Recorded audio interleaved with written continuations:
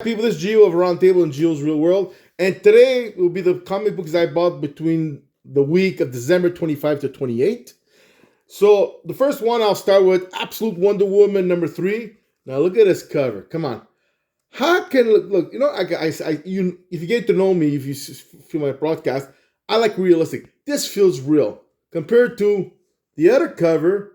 Ooh, oh yeah, I feel so real with you, Wonder Woman. I can actually feel your emotions. Yes, the art is really it's not getting to me, and certain things inside the story. I'm flipping through it, and fast, I see there's a Barbara on the first page. That's gonna be the cheetah or Barbara. Why I say it? You know, I pronounce. And then certain part I see. Well, she's that big, humongous alien worm, where you want to call it God, whatever it is, the mythology monster, whatever, with all those tentacles coming out. Certain part. I see one part, it's the past, because it's reddish, because Steve Trevor's there, and she cut off her arm. She says, look to her mother's, that's what the biggest sacrifice is a warrior's arm. So, okay, I'm going to read later on, find out what it is. It's something to do with Steve Trevor for sure. And then another part, when she's fighting with that big, humongous, mythical creature, I forgot his name and everything, she has one hand free, and the other one's getting tied up. The same part was she cuts it off. I go, why? Why cut off your arm? Can you cut off the monster tentacle to cut you loose? It didn't make sense. And then this is the funny part. Then she looks in her pouch of magic, right? And guess what she pulls out? This robotic metal arm right over here. Look, this one over here. I don't know about you, but okay. First of all, she's in hell, right? There's no science. I don't know, but when she was in hell, how come she has a robotic arm, but she doesn't have a fan or an air conditioning to cool where she lives? It's like certain things that doesn't make sense. It's like I'll trust you. I'm reading it right away, but to me, it's like as you should read the thing. In my ratings on the comic book it went down from #1 to #3. When I did my podcast for Superman, Absolute Superman #2, okay? Read it. Not read it. You could just listen to me. Poor you guys. Okay, the next one, it's X-Men #3. And this has to do with something with the Inmate X, which is him, and which was Nightcrawler, and then that's for Psylocke. And the whole thing is, okay, the art, as I said, it's always good. I mean, look, it looks like X-Men material kind of sense. Now, all of a sudden, of course, something has to do with this side. Is that Professor X? I mean, because each artist has their own, he's bald, but now he's walking, he's not in a wheelchair. Is it him? Is this his twin brother? Does he have another brother that we don't know about, besides being his sister and all that? When I'm going to read the whole thing, I'm going to find out. But for now, I just know that I now have to buy the Uncanny X-Men #8 because it's a crossover. Like all the X-Men titles goes through it. And that's it. And the next one is the Ultimate Black Panther. #11. Grrr, I like that as well. I got discouraged because I went through it and I seen this. Okay, look, the artist is not bad. Okay, look, I'll show you some. That's him drawing and colors and everything, okay? And his name but then I seen the thing, guest artist. His name is Carlos Nito, okay? And he's not bad, but he's no Stefano Caselli, you know? Caselli has, he's got my style of art. I like the way he draws. So I'm happy because because at the end it says he's coming back to bring the finale of the issue 12 of the 1 year thing. And I'm really happy to do it. The next one is Iron Man #3. And look, it looks good. It looks decent. I haven't read #1 to 3. This is now, I got 3. I got an excuse. It looks like they're trying to be the trend of steampunk. Will it work? I don't know. Because when I'm going to read it, I'll see about it. There's a lot of series before this Iron Man, other ones, especially one with LaRoche. I forgot his whole name there, but the artist, that series was amazing. But I'm going to give it a chance. 1 to 3 now. I got to read it now. I'm going to find out. The next one is Justice League Unlimited #2. And if you can see the way my face is showing, I'm not crazy about it so far. They send a whole special team to this island. Okay, I flipped through it, right? And there's power demons, and he looks bigger than he's supposed to. Then he talks or something. There has to be something to this thing. Is he a prototype? Maybe they put a power demon like Darkseid with Doomsday together to make a new power demon there. After reading everything, and then there you have Superman, Marvel Mary, you have Wonder Woman, you have Star Sapphire, you have Martian Manhunter, and it's like, and there's nothing to be impressed. The team is humongously powerful. It's a powerhouse team of all powerhouses, okay? And the storyline doesn't really, like, why have all these people? It's like they're trying to make it like, how do you say this?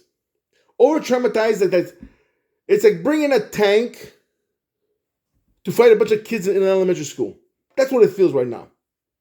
You bring the old military with the tanks and everything, and you bring them in school. Okay, who's the bully of the school? That's how it feels. It's over exaggerated. They're trying to get you excited by it, and I'm not really like after 1 year wait. No, I still have that Jason Fayback with Jeff Jones.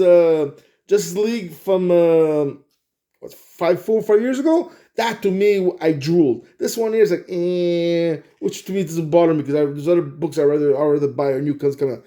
The next one is Batman Detective Comics, number 1092.